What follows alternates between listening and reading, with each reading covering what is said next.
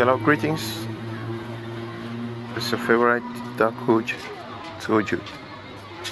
Okay, in this quick presentation, I want to show you how to make somebody a group admin or an admin to your page.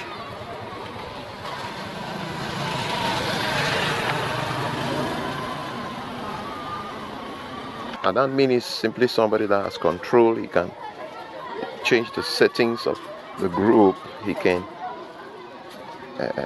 block the group. He can add people. He can remove people.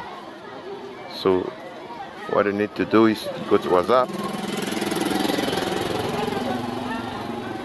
So on WhatsApp, you go to the group, specific group that you want to add. And when you are there,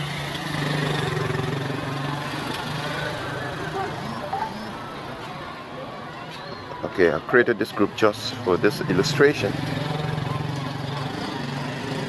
Click on the group name on top here.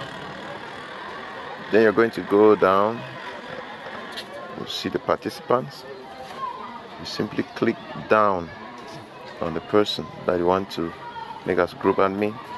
You read here, you see make group admin. Simply click on. Then you simply click on make group admin. And click on the next person and click on make group admin.